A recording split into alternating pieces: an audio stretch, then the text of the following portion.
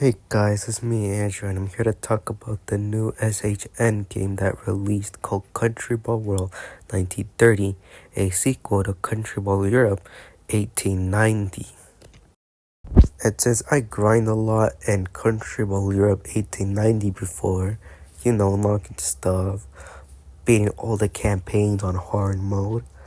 So it was low-key cool to see a sequel to the game instead of a different thing like Countries at War, which has a different battle system and stuff. So a sequel, that was pretty cool to me. So of course, when I heard about it in January, I was waiting for the pre-order for iOS to come out. And when they came out like in March or something, I immediately pre-ordered it when I checked for it, as I do a couple of times. And now I just had to wait until May 31st. Or at least I thought. Because the game officially released for iOS on June 2nd. But due to pre-orders for Apple users, we actually got the game in the actual expected release date, getting a beta version of it. Like, it was called 0.0.1. That's how you know it's beta. Since I played through all the versions, I'm ready to give my opinion on the game and not be a super critic like people who compare it to Hearts of Iron 4 stuff, calling it a beta game and complain about every single little thing about it. Like, damn, it's in beta. Chill. So first, I gotta talk about the mechanics a bit. So here as the game works. You invade other countries. Well, at the start, if you're playing as an ally nation, you have to attack the Axis nations. But the point is, you attack them. You could build stuff in your territories to help you, like military based. Also, buy apple farms because, oh boy, because if you don't have enough food, you can't hire soldiers. And you can't hire soldiers, then you won't win the game. And you want to balance how much taxes you give with the amount of food you give. So the less food you give, the less taxes you have to collect for your morale to not drop low. Although dropping your morale to 0 doesn't even do anything, as seen by some people. But still, I like to keep my morale high. You can also declare war on other nations to invade them, but you don't really have to declare war to invade them. But still declare war, it doesn't take anything away from you, except from like a bit of time. As for battles, well, when you're attacking, you can control your soldiers and what they attack. If you're defending, then you don't have control over that. Also, the amount of turns you have is pretty random. Sometimes you could attack with 1 soldier, 2 soldier, 3 soldier, 4 soldier, 5. Oh, no, not 4. I think it was like up to 3 or something. The only way to defeat a nation is to surround them and to only have 1 territory left. Once you attack them and battle them and defeat them successfully, then if there's any territories they have left over, will become rebel territory. You can also use research centers to unlock guns and stuff, and you could also check out shops to buy the guns you research and to buy other stuff that can help you with battles and stuff. And if you feel the battles don't give you enough stars to upgrade, then you could always use the barracks, whatever it's called. And you could like upgrade certain stats there. For defense, he'll be up to 1. For attacks, he'll be between 1 to 2. And for health, it will be between 1 to 3. These mini games are unique and different. And some are easy. Well, all are easy. But some are faster than others, some feel more tedious than others, and some, they're alright. Now that I gave you a very bad explanation about how this game works, I'm about to share my thoughts. Now my opinions on the weapons, well, they're good, they're unique. Some have 1 shot, some have 3 shots, and it's pretty cool. The 3 shots are my favorite, because I could literally kill 3 soldiers if I have a high enough attack. But about that, progression could feel very slow. and I have to keep using barracks to help me advance faster, because it's low-key very tedious, and getting soldiers is no easy feat if you have like in the beginning of the game, because you have less food, less taxes, less everything. So at first it's gonna feel slow and sluggish. But when you really get into it, then it's alright. But it's still pretty slow because you could only attack twice. Because you have 10 energy.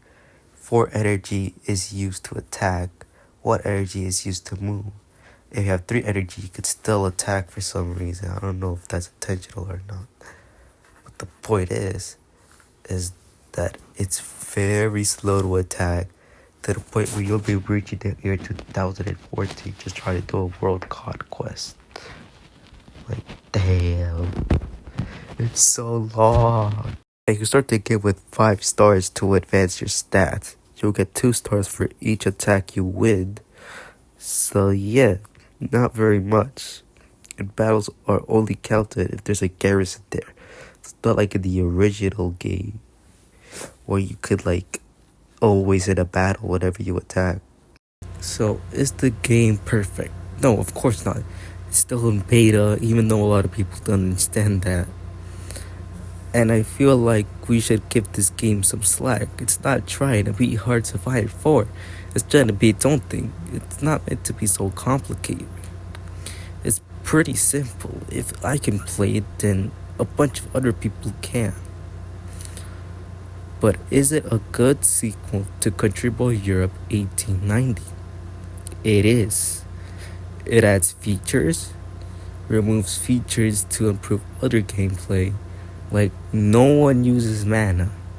I know someone made a complaint about mana is like very good and all, and people should stop like using more troops just to overpower the enemy. But I like how everything could just be bought now. Like, I could buy bullets and a bunch of other healing stuff and attack add stuff instead of using mana. Like, it's honestly better that way. Because you're now making more money if you actually get a good start and you actually plan everything correctly. I think the only problem I have with this game is this early progression. Early progression could be a bit of pain in the eye. So like, you have to like build farms, and you have to decrease taxes so you can decrease food hunger consumption so you don't like ruin your morale. Because I'm just making this now because I mean the rest of the recording all the way back before the 0.2.0 update. So supposedly losing morale can now make your territories turn into rebel territories. So yeah, probably want to keep that morale stable. So early progression is bad. Your stats are super low. Like super low. Like 1 attack, 0 defense, 5 health or something in the beginning, and you get 5 upgrades the points in the beginning, only getting 2 every battle. You're gonna have to be relying on the barracks a bunch of the time just so you can advance further. But once you make it there, it is enjoyable. I just wish like everything was more balanced. Like, the game is like very slow in the start, but like it gets fast, but it gets like faster like soon once you get a lot of money, a lot of soldier, and you have very good stacks that could kill enemies in one shot, which is very good if you use a C3 gun. So those are my thoughts on the game. Don't compare this to Heights of Iron 4 or else you're going to be extremely disappointed. Don't judge it too much, don't get mad at bugs. This game is still in beta, it's still in early form. So if you see a bug, join the SHN Discord server and report your bugs in the Country Ball World 1930 bug report chat, and you could post all your bugs there. They will probably be fixed. SANet has been doing a very good patch of patching bugs while also updating the game, adding in the missing content. So yeah, so be patient with the game. It's only made by one person. So relax and enjoy the game.